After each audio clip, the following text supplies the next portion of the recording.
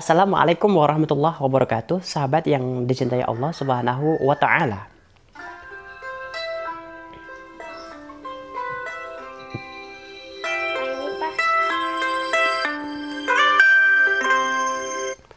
Assalamualaikum, Waalaikumsalam. Pak Ustadz.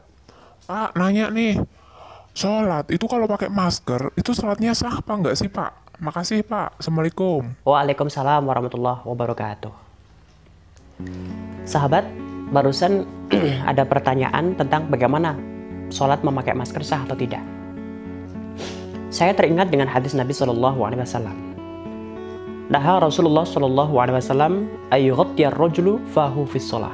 Rasulullah SAW melarang seseorang yang melaksanakan sholat dengan menutup mulutnya. Dan ini kata naha ini menjadi perbedaan interpretasi di kalangan para ulama ahli furu'iyah, karena ini masalah furu'iyah. Yang pertama adalah saya katakan dulu bahwa hadis ini sahih karena diriwayatkan oleh Ibnu Majah dan juga Abu Dawud. Imam Ibnu Majah dan Imam Abu Dawud ini mengatakan bahwa hadis ini adalah hadis yang sahih. Lantas bagaimana pembahasan daripada kata naha ini? Di dalam kitab Asnal Mathalib dan juga dalam kitab Majmu' fi Syarhil Muhadzab karya Imam Nawawi mengatakan bahwa yang dimaksud naha di sini itu bukan larangan atau keharaman, melainkan ini hanya sebatas kemakruhan atau makruh saja.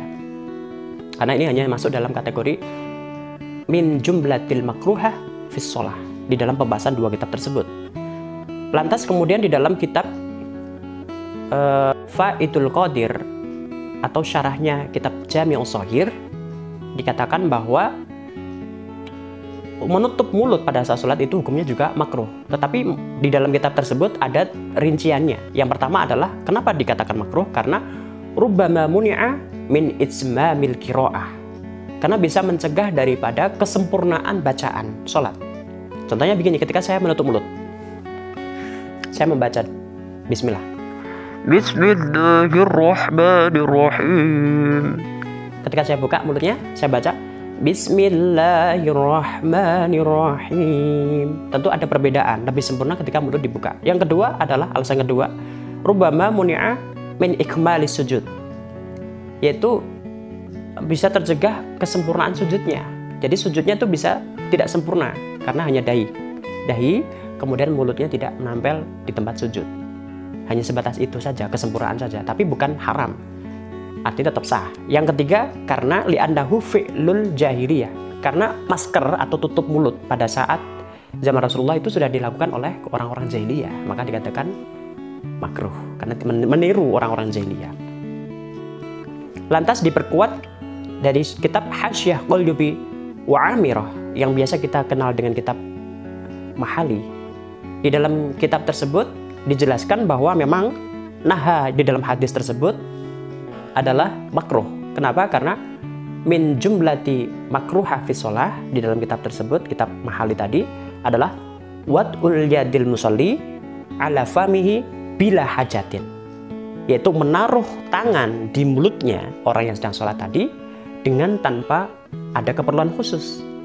Artinya apa? Artinya interpretasi daripada hadis naha Rasulullah SAW ayyughattiyar rajulu fahu fi shalah ini makruh, tetapi di dalam kitab Hasyiah Qultubi malah justru lebih dirinci lagi, makruh kalau tidak ada keperluan. Nah, tidak ada keperluan khusus. Nah, sementara di dalam pandemi COVID-19 ini orang-orang pakai masker, disarankan pakai masker dalam melaksanakan sholat jamaah di masjid atau musola itu dalam rangka punya hajat, yaitu untuk mencegah dari penularan COVID-19. Dan ini malah menurut saya dari pengertian hadis tersebut atau yang telah dijelaskan di dalam Hasyiah Qultubi malah justru dianjurkan untuk memakai masker. Supaya apa? Supaya tidak terjadi penularan. Nah, ini adalah hajah. Nah, karena dalam kitab ini bila hajatin baru dikatakan makruh. Kalau ada hajat berarti tidak dikatakan makruh, artinya sah. Oleh karena itu maka jawabannya adalah sah saja, dan malah dianjurkan untuk masa-masa pandemi COVID-19 ini dianjurkan untuk memakai masker. Demi apa? Demi mencegah dari penularan yang lebih luas. Seperti yang telah saya sampaikan kemarin, bahwa darul mafasid muqaddamun ala jalbil masalih. Mencegah kerusakan lebih diutamakan daripada mengupayakan kemaslahatan.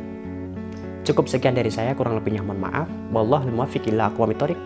Wassalamualaikum warahmatullahi wabarakatuh.